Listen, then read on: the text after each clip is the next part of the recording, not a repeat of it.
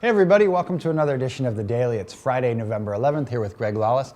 I'm Nick Fershaw. Greg, we're going to start off with the U.S. national team in action on Friday against France. 3 p.m. Eastern on ESPN2, Univision, and there's going to be a live chat right here on MLSsoccer.com. First time these two teams have played since 1979. What are the big storylines you're looking at? Well, first of all, in 1979, France beat the U.S. in a two-game series, basically. 8-0 was the total score. There's a video out there on the web right now of an American guy destroying Platini on a tackle at some point. But this is a very different U.S. national team. And I think what I'm looking for is to start to see that cohesion in the U.S. side in particular. See Clint Dempsey. Where does he fit in this team? That's the key, I think. Is he a guy up top? Is he the target man? We know Josie Altidore is playing very well for his club, so you imagine he's going to be that target guy. And for me, personally, I'm also very curious about Jermaine Jones. What is his role in this midfield? He's been brought back in. He obviously is a very experienced player in the Bundesliga.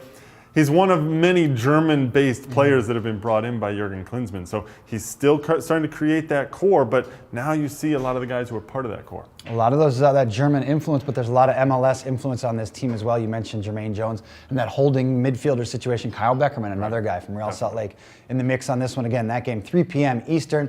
And if you want some more information about Jurgen Klinsmann and the U.S. national team, you can log on to MLSsoccer.com. Greg, you sat down with Jurgen Klinsmann a while back and talked about some of his strategies. You can find those videos right here on the site. Also wanted to mention that Canada is back in action at World Cup qualifier down at St. Kitts. They get such tough road assignments. It's pretty difficult. Up against St. Kitts and Nevins, 6 p.m. Eastern. There's a live stream on Rogers Sportsnet up in Canada if you want to check that one out.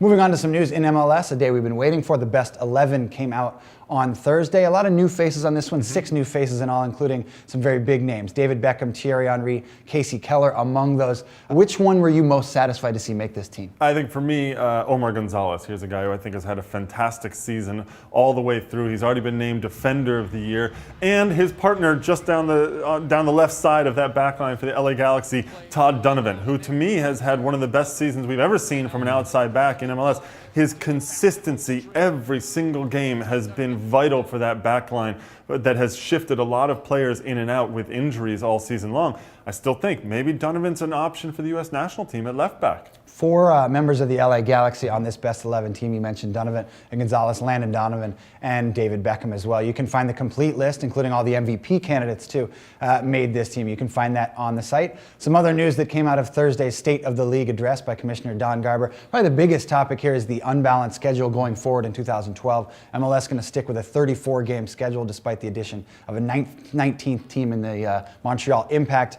Some feedback, but when you look at some of the math that Don Garber talked about, it can be very difficult to create a balanced schedule. It is, and you think about all the travel. When you think about everyone is already nervous about the weather. We imagine the snowstorm that hit the East Coast a couple of weeks ago. What happens if you have to play in that? I went and watched the Red Bulls train in that stuff, and you couldn't really train. The Galaxy ended up not training at all, and so you have to take into account all of that stuff. So as you start to add games, everyone says, "Oh, it's only 2 more games," but those start to add up over time.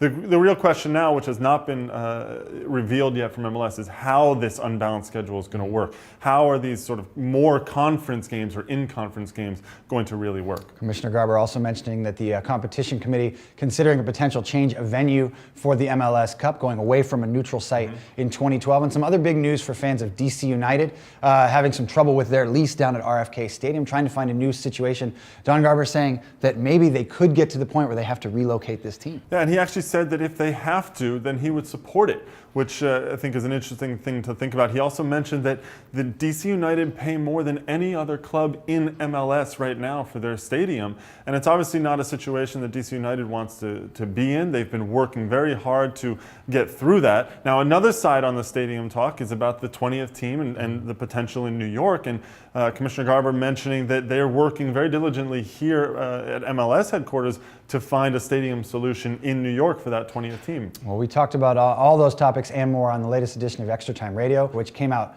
on Thursday. We are joined by Taylor Twellman from ESPN, Greg, who talked about that best 11 team and said, where is Osvaldo Alonso? Yeah, but the question also is, who do you take off of that best 11 to insert Alonso? And let's not forget, there were actually no Seattle Sounders players, field players, that actually made the best 11 despite having a very good season.